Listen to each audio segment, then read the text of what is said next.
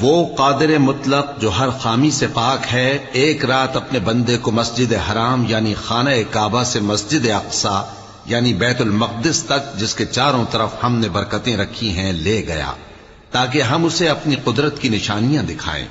بے شک وہ سننے والا ہے، دیکھنے والا ہے۔ اور ہم نے موسیٰ کو کتاب عنایت کی تھی اور اس کو بنی اسرائیل کے لیے رہنما مقرر کیا تھا کہ میرے سوا کسی کو کارساز نہ ٹھہرانا۔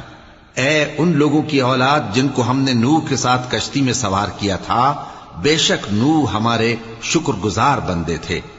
اور ہم نے کتاب میں بنی اسرائیل سے کہہ دیا تھا کہ تم زمین میں 2 دفعہ فساد مچاؤ گے اور بڑی سرکشی کرو گے۔